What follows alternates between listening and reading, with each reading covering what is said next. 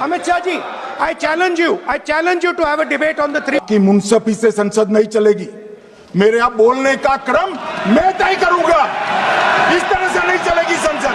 अकेले रहेंगे तब भी तुम्हारे खिलाफ लड़ेंगे। जो पॉलिटिकल पार्टी के अपने खुद के फ्यूचर का आता पता नहीं, वो स्टूडेंट के फ्यूचर की क्या लड़ाई लड़ेगी? हाँ बोले, आप बोले। स्पीकर सर, मेरा कल एक सवाल था। जो हिंदुस्तान के इतिहास में पहली बार डिसीजन लिया गया कि इलेक्शन कमिश्नर्स को फुल इम्यूनिटी दी जाएगी। ठीक है, ये है ना, इसका जवाब इसका पीठ में खत्म नहीं किया सर। इसके पीछे जो थिंकिंग थी वो हमें सबसे पहले बताएं। ठीक है। दूसरी बात, नहीं, हरियाणा की जहां इन्होंने बात की, इन्होंने एक उदाहरण लिया, वहां पर अनेक उदाहरण हैं। वो भी आपने दिया था ना, 19 वो भी आपने दिया था, इसलिए दिया वो भी।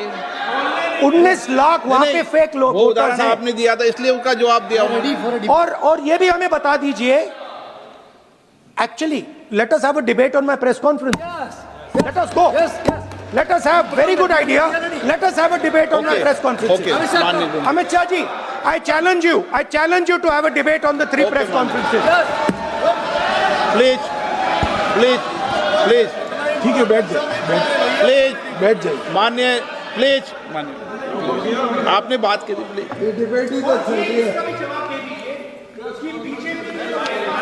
उत्तर प्रदेश में और हरियाणा में दोनों चुनाव में वोट कैसे दे रहे हैं? प्लीज ये भी जवाब दे दीजिए। माननीय गृह मंत्री जी।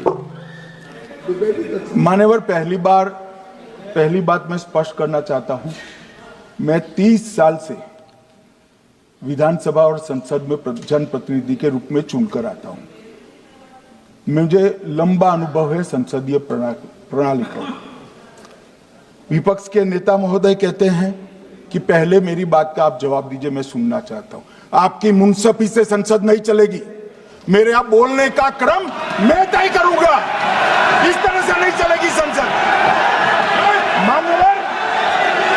मान्यवर, उनको धैर्य रखना चाहिए, मेरा जवाब सुनने का। इनकी एक बात का जवाब मैं दूंगा, मगर मेरे भाषण का क्रम वो तय नहीं कर सकते, मैं करूंगा, क्योंकि मैं बोल रहा हूं।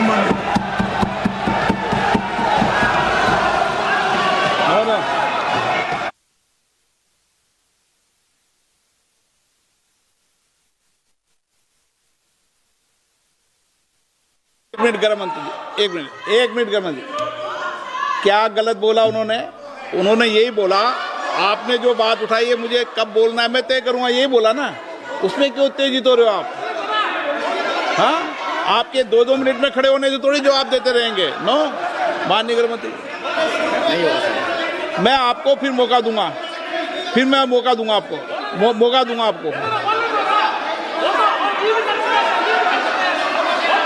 आप बोलिए। हाँ बोलिए सर।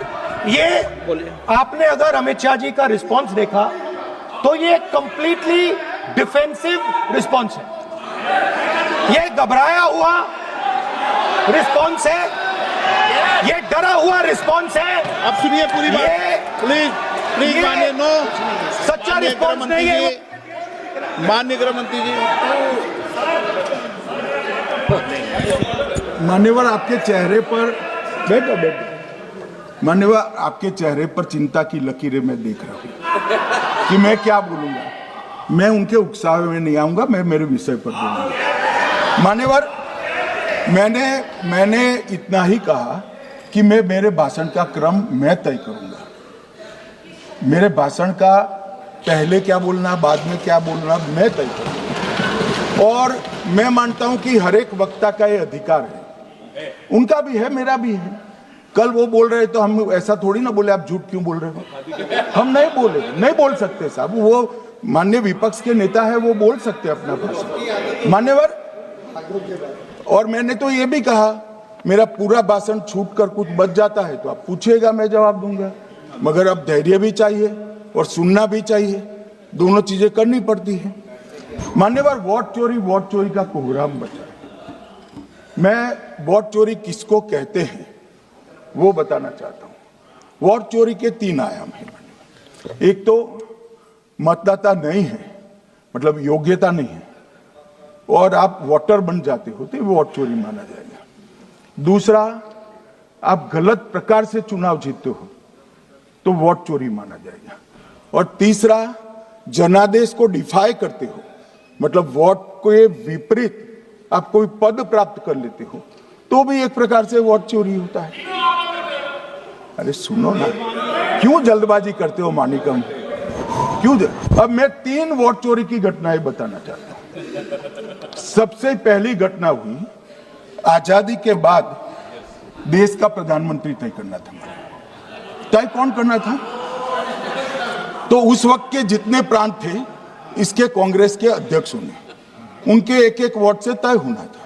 अब अकेले रहेंगे तब भी तुम्हारे खिलाफ लड़ेंगे। जो पॉलिटिकल पार्टी के अपने खुद के फ्यूचर का आता पता नहीं, वो स्टूडेंट के फ्यूचर की क्या लड़ाई लड़ेगी सर? ये दादागिरी कहीं और दिखाना। मैं भी रोज कैमरे के सामने आकर साउंड बाइट दे सकता था, लेकिन मुझे हेडलाइन नहीं सर, मुझे आउटकम चाहिए। और जब मैं पेपर चोरी से लेके चंदा चोरी तक सारे चोरी के गुनाह में तुम लोग शामिल हो। आम आदमी पार्टी की सरकार जब पंजाब में बनी तब से अभी तक नायब तहसीलदार के एग्जाम में इरेगुलरिटीज देखी गई और लार्ज स्केल चीटिंग हुई।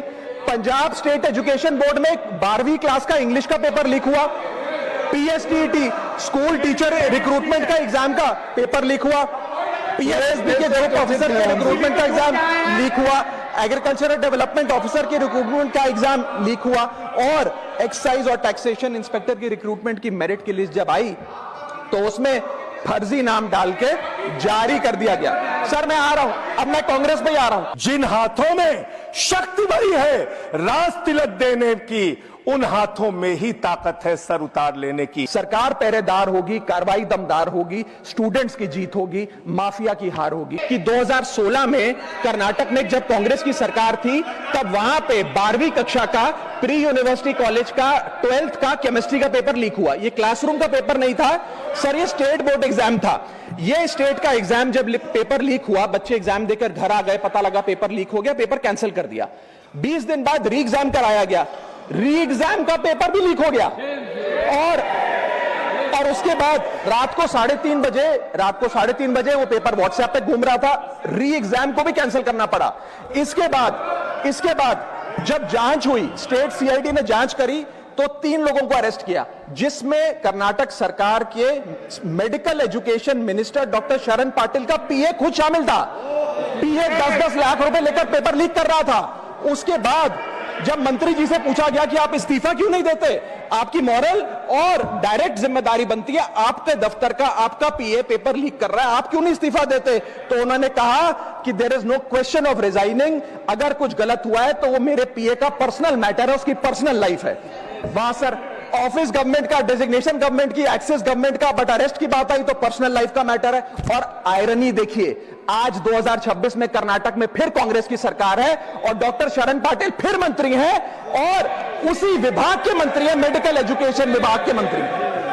क्योंकि मोदी जी का नारा है अनपढ़ रहेगा इंडिया तभी तो अंधभक्त बनेगा इंडिया।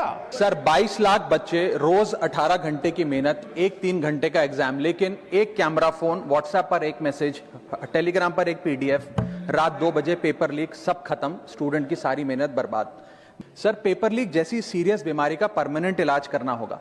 जैसे कैंसर का इलाज क्रोसिन खिलाकर नहीं किया जा सकता, ठीक वैसे ही पेपर लीक जैसी प्रॉब्लम का इलाज मीडिया साउंड बाइट से नहीं बल्कि इंस्टीट्यूशनल सॉल्यूशन से होगा, जो आज हमारी सरकार इस बिल के माध्यम से करने जा रही है।